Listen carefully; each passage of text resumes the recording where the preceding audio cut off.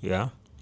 And day one, we are looking at some of the three mindsets that you need to have, okay, as a realtor, from visibility to value exchange. And in this day one, I want you to learn to master,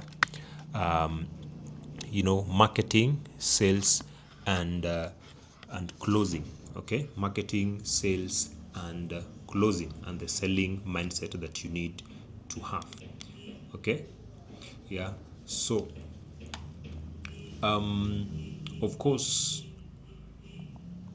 one of the things that you need to learn, of course, is begin to learn and relearn is, of course, your mindset when it comes to a number of things. Okay, yeah. And today I like us to take note of, you know, mastering marketing, sales, closing, and the selling mindset. Okay, and the selling mindset that you need to have. Yeah, and we are beginning with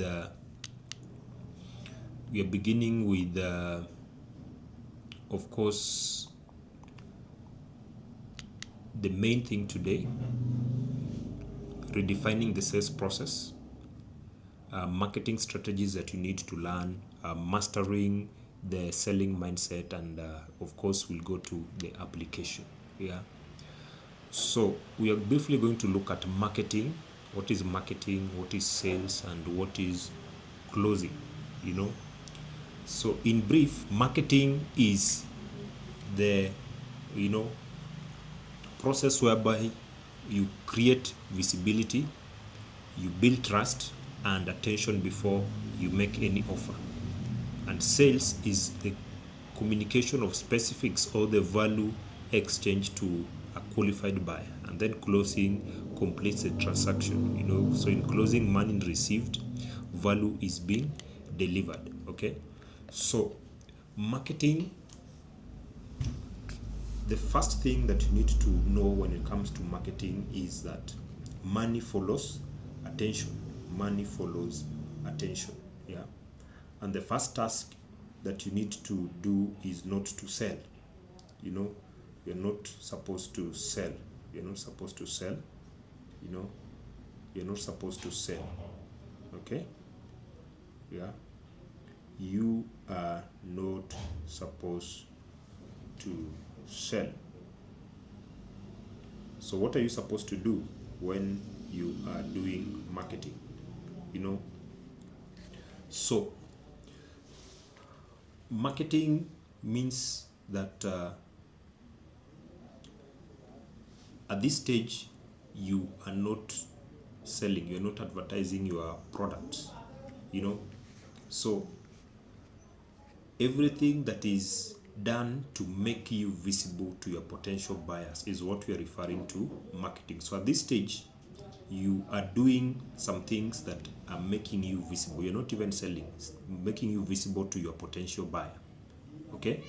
And at this stage of marketing, it does not require that a price be stated or a transaction be initiated. There's no price which is being stated at this stage. There's no transaction which is being initiated at this stage. What is happening here is that there's attention, attention that causes attraction, and trust is being built here, attention is being generated here. Okay. And as a real estate professional, you are engaged in marketing the moment you begin to create maybe some educational content. You're creating some educational content. You're creating some educational content. You are maybe appearing on social media. You are attending some networking events, or maybe you're sharing your personal story at this point. Yeah, so no price or transaction is required. What you need to focus on at the marketing stage is attracting attention, building trust, and the activities that you need to do here is you need to create educational content, you need to appear on social media, you need to attend some networking events, maybe you need to share your personal story. Okay, professional storytelling. and every act of visibility at this point is an act of marketing. Yeah, so you're creating attention, because we are saying that money follows attention. So your first task is not to sell. Your first task at the marketing stage is to be seen, to be known, and to be trusted. And every act of visibility at this stage is an act of marketing. Okay, good. So let's move on to sales. So what is sales? What happens at the sales stage? So sales is a direct intentional communication of value. Okay, direct intentional communication of value. The full requirements for a value exchange. And it begins when maybe you as a realtor, you are coming into direct communication with someone who can afford to buy the product or the service, and then you proceed to communicate all the relevant details. And here the value is being offered, the cost is involved, the complete process required to complete the exchange. It requires face-to-face or direct contact with the qualified buyer. And sales, we are saying that it bridges the marketing attention that was generated to transaction completion. And the sales demand the product knowledge and the client understanding. Okay, so sales has not been initiated until you as a professional, you have communicated directly to a qualified buyer. So we're assuming at this point you've already identified your qualified buyer. So a social media post, while part of marketing, is not sales act unless it includes the details that constitute the offer. Then let's now move on to closing. So closing is the final stage. So this is where you are exchanging, this is the actual exchange of value for cash. So money must be received at this point and value must be delivered in return. Okay, so maybe you are sending some account details, you are receiving payment, you are handing over documentation. So this is closing. So there is something you're calling premature closing. Maybe you receive a check that is about to mature. So premature closing is when money has not hit your account yet you are assuming that you have already closed the client. So it is until money hits your account. Okay, yeah, good. So each stage depends on the one before it. So you cannot close what you have not marketed. Yeah, so that is something that you need to understand. Okay, now let's move on to the role of branding.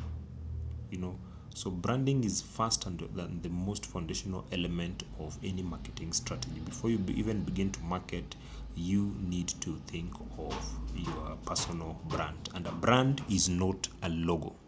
A brand is not a logo. A brand is an intangible perception, an emotional promise, and a felt experience that a professional or organization consistently delivers. Okay? So before any marketing is launched, you as a realtor, you must ask, what feeling do I want my brand to evoke? What feeling do I want my brand to evoke?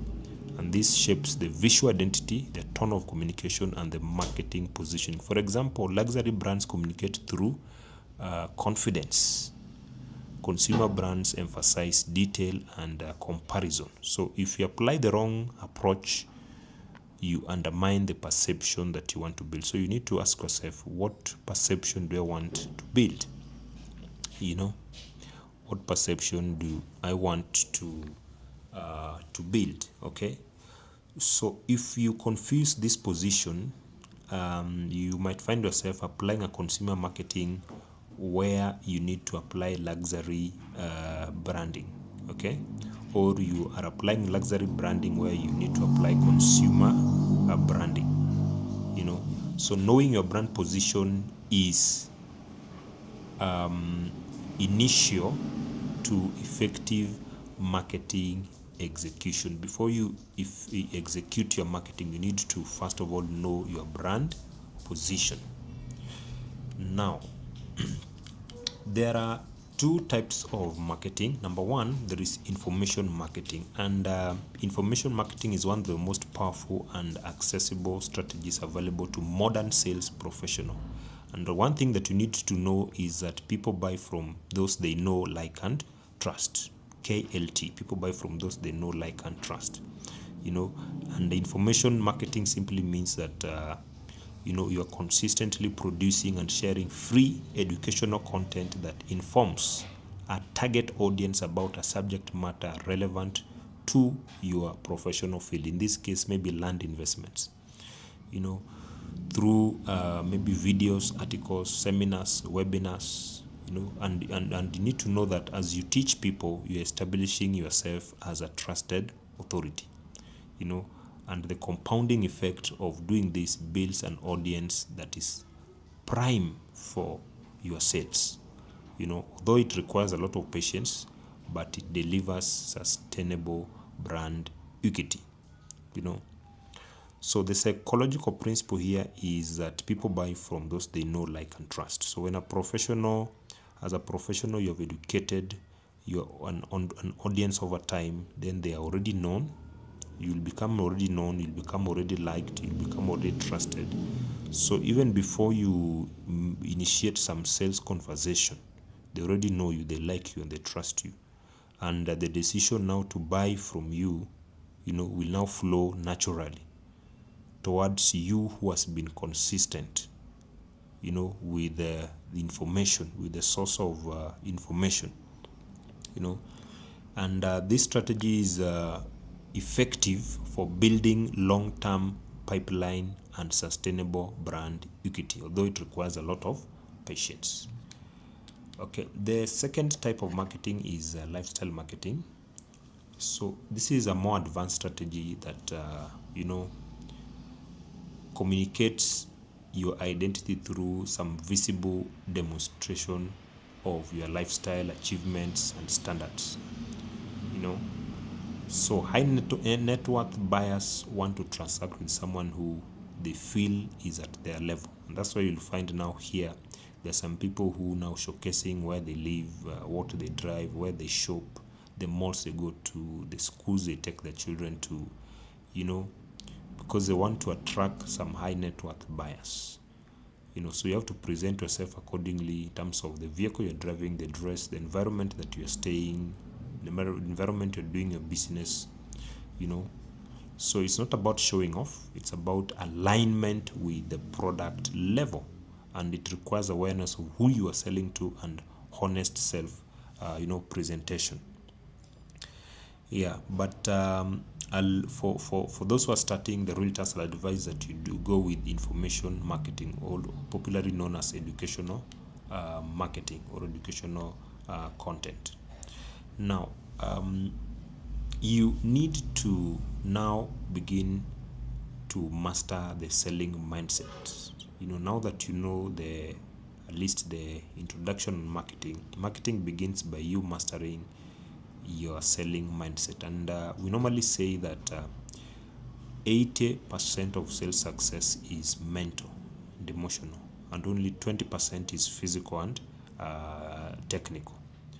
So what you believe about yourself, your product that you're selling, your client directly shapes the results that you produce. And the following 7 mindset challenges represent the most common barriers between real estate professionals and those who are exceptionally performing, top 1%. So number one, most realtors struggle with they lack self-confidence. If you don't believe in yourself, your clients won't believe in you. So you need to find a way of working on your confidence. You need to be confident in your product, in your clients, in yourself. Okay, if you don't believe in yourself, clients won't believe in you, because people buy from those they know, like, and trust, and those who are confident about what they're selling, confident about themselves. So if you don't project confidence in yourself, you'll make it very difficult for the client to trust you, with a financial decision. Number two, fear. Many realtors are fearful. They fear rejection, and the antidote of fear is proceed and do what you fear. So the fear of rejection will lead to procrastination. Okay, and the medicine to fear is do what you're fearing. Do it afraid. Okay, do it even when you're feeling afraid. Number three, most realtors lack commitment. Exceptional results require exceptional effort and deliberate trade-off. You need to be committed. Reducing the time you're spending on entertainment, restructuring your evenings and weekends to include following clients, treating sales as a function, as a serious professional pursuit than casual activity. Don't treat sales as casual. Treat it as a professional thing, as a serious thing. Okay? So put in more than the average and expect more than the average in return. Number four, most realtors lack ambition. Yeah? And without ambition, you won't succeed in sales. Okay? What you cannot see, you will unconsciously avoid. So you need to set bold, specific goals. You need to have vision. You need to be ambitious in terms of how much money do you want to earn. Okay. Number five, some realtors lack professionalism. They're not professional. Don't think of yourself as an agent. Think of yourself as a consultant. Okay. Be a professional. Professionalism extends to even your appearance, your punctuality, your preparedness. Number six, most realtors lack preparation. You need to know the details before the client asks you. Preparation will boost your confidence. You need to prepare. Always be in the mode of preparing. Know about your product. Prepare about your product. Prepare about yourself. Okay. Then number seven, most realtors are not continually learning. They lack spirit of continuous learning. You need to commit to 30 minutes daily, reading about sales, reading about land investments, reading about leadership. Because as your learning expand, your earning also expand. And somebody said that if you are not reading, then there is no difference between you and the person who does not know how to read. And a reader is a leader, and a leader is a reader. So because you are a sales leader, you need to be a sales reader. Okay? So you need to commit at least 30 minutes daily to read. And there are books which have written about sales. There are books have written about land investment. I'm also working on a leadership book. I need you to capture this, buy this, get this. Even if you go to Amazon, you'll find my books there. Buy them, get them, and begin to commit 30 minutes daily. And you will be shocked at the person that you will become. Okay? So I want you to take action today. Choose one strategy and commit for 30 days. Create 3 educational pieces on frequently asked topics on land investments. Okay. Number 2, when it comes to sales, write key product details and practice delivering them confidently in under 3 minutes. Practice what we are calling role play, whereby you assume like you have a client in front of you and you're selling to that client, and that client is asking questions and you're responding. Closing, have payment details and documentation ready. Then mindset. We have talked about 7 mindsets that are keeping realtors down. Identify what are your top barriers from the 7 challenges that you are struggling with right now, and take one action this week to address it. So if you are getting value, I want you to give me a note in the comment section. What have you learned? Can you type in the comment section, what have you gotten? What are your key takeaways? What have you gotten? We've talked about the difference between marketing, sales, closing. What have you learned about the three? What have you learned about branding? We've talked about the two different types of marketing. Can you mention something that you've learned? What about information marketing? About lifestyle marketing? Where and when should you use them? And what are the disadvantages and advantages of each of them? And then we have also talked about mindsets. So among the 7 types of mindset challenges that most realtors have, which one do you have you noticed you are struggling with? Can you let me know? Type in the comment section. Right now I'm waiting. Type in the comment section below. Type in the comment section below. What have you learned? What is your key takeaway? What do you know that you didn't know before? Okay. So good. So thank you for tuning in. Let's meet in the next episode. I'm your trainer, Bob Ondijo. For more about me, you can check me online on YouTube, TikTok, Instagram. You can check me on Facebook. Bye bye. See